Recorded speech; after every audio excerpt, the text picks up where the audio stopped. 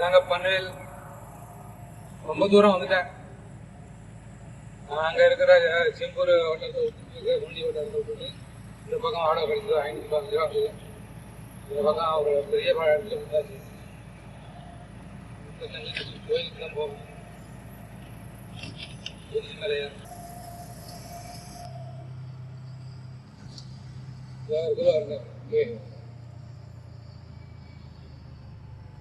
எக்ஸாம்ல வச்சுருக்கான்.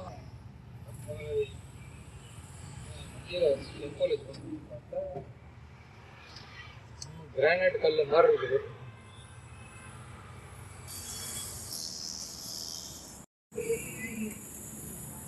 இது பாருங்க, ஒரு கருப்பு கலர்ல இருக்கு, ஒரு கலர் கலரா இருக்குது. இது எல்லாமே உப்பு தான்றான்.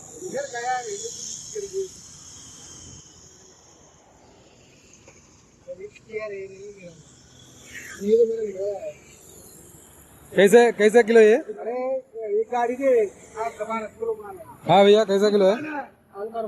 उच्च पार्टी बड़े आ रहे हैं.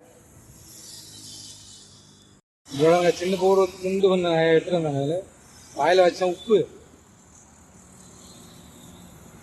உப்பாரு எப்படிலாம் உப்பு இருக்குது வித்தியாசமா இருக்கு.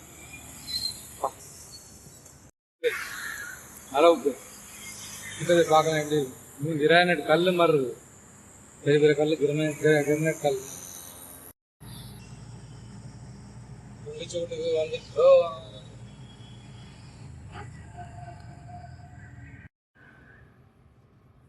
அவங்க ஒரு 2 வண்டி வச்சிருந்தாங்க. ஒன்று இந்த சைடில், ஒன்று ரோடுக்கு அந்த சைடில்.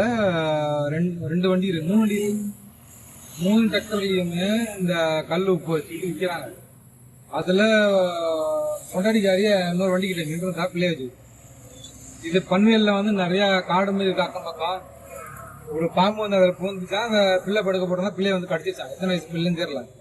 அவன் வந்து கூப்பிட்டுக்கிட்டு அவன் புருஷனை கூப்பிட்டு பிள்ளைய பாம்பு கடிச்சு பாம்பு கூப்பிட்டு ஓடுறான். அவனும் வந்து ஓடிதான்.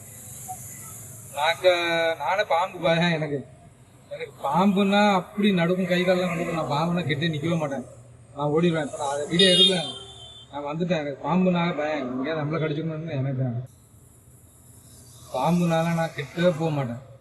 அதனால நான் வந்துட்டேன். ஏதாவது போட்டோம். சரி வைக்கிறேன். ஓகே, நான் போகிறேன், தங்கச்சி வீட்டுக்கு போகிறேன்.